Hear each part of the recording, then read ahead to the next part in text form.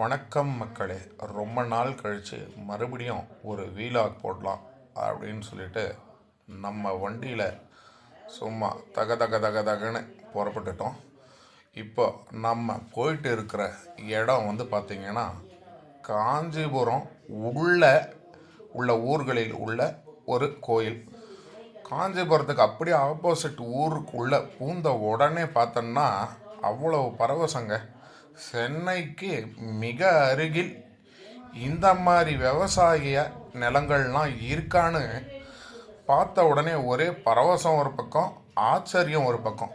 ரெண்டு பக்கமே பார்த்திங்கன்னா விவசாய நிலம்தான். இதோ ஒரு கிராமத்துக்குள்ளே போகிறதுக்கு உண்டான மண் வாசம். அந்த ரோடு கூட பாருங்களேன் எப்படி இருக்குன்ட்டு.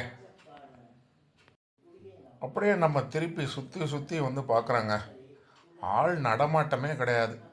ஆனால் இந்த விவசாய நிலம் எல்லாத்தையும் உழுதுருக்காங்க. கொஞ்சம் தாண்டி போன உடனே பார்த்திங்கன்னா அப்படியே பொட்டல் காடு தீ வச்சு எரிச்சிருக்காங்க. கொஞ்சம் பனைமரம் இருக்குது. அப்படியே ஆள் அரவமே இல்லாத சாலை பாருங்களேன். கொஞ்சம் தூரம் அப்படியே நம்ம மட்டும்தான் வண்டியிலேயே போயிட்டே இருக்கோம். எதிர்த்தாப்பில் வண்டி ஒன்று கூட வர்றதை நம்மளால் பார்க்க முடியலைங்க. இன்னொரு பக்கம் பார்த்துக்கிட்டே போனீங்கன்னா அங்கங்கே காடுங்க, மாதிரி மரம், கோர புல்லுங்க, அதுவும் காஞ்சி போயிருக்கு. திடீர்னு இப்போ அடிக்கிற வெயிலுக்கு பத்துச்சுன்னா சும்மா அப்படியே காட்டு தீ மாதிரி பற்றி எரியுங்க. இந்த மாதிரி நேரத்தில் நம்ம போயிட்டே இருக்கும்போது பார்த்திங்கன்னா நடுவில் வண்டி ஏதாவது பிரச்சனை ஆச்சுன்னா என்னடா பண்ணுறது அப்படின்னு சில நேரம் நினைக்க தோணுது.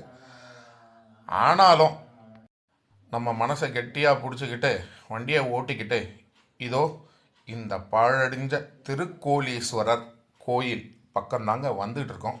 கோயிலை பாருங்கள் எவ்வளவு சிதலம் அடைஞ்சிருக்குன்னு பாருங்களேன்.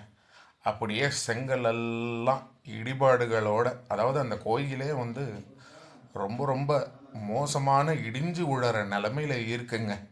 இந்த கோயில் உள்ள யாரும் கிடையாது. உள்ள பழங்காலத்து சிலை. உள்ள லிங்கத்தை பார்த்தீங்கன்னா அப்படியே சும்மா கம்பீரமாக இருக்குதுங்க. எவ்வளவு பெரிய லிங்கம் தெரியுங்களா? அவ்வளவு பரவசமாக இருந்தது அந்த லிங்கத்தை அந்த மாதிரி ஒரு இடத்துல பார்க்குறது. உள்ளே சுற்றி உள்ள சிலைங்கள்லாம் பார்த்திங்கன்னா கேட்பாரற்று அப்படியே செவர் மேலே சாத்தி வச்சுருக்காங்க.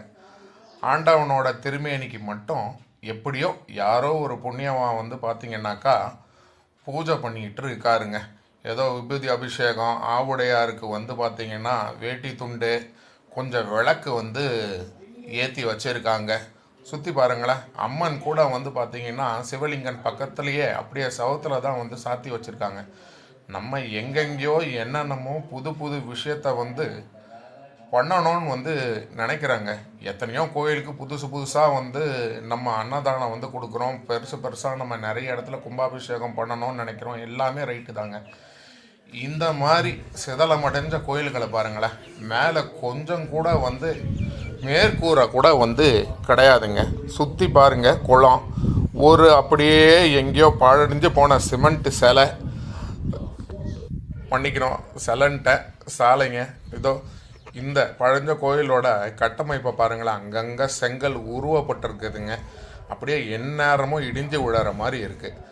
எத்தனையோ கோயில் நண்பர்கள் கோயிலை சுற்றி சுற்றி பார்த்துட்டு மட்டும் போகிறீங்க. எத்தனையோ சிவனடியார்கள் நிறைய இடத்துக்கு போய் சுத்தம் பண்ணுறீங்க.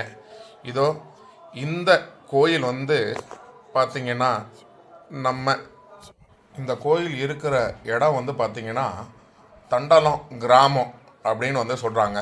அதாவது நெல்வாய், இந்த பரந்தூர் விமான நிலையம் இதெல்லாம் இருக்குது இல்லைங்களா, அது உள்ள நெல்வாயின்னு ஒரு கிராமம். அதெல்லாம் தாண்டி பார்த்திங்கன்னா இந்த தண்டலம் கிராமம் இருக்குங்க. அந்த கிராமத்தில் திருக்கோலீஸ்வரர் அப்படின்ற பெயர் கொண்ட இந்த சிவன் இருக்காருங்க.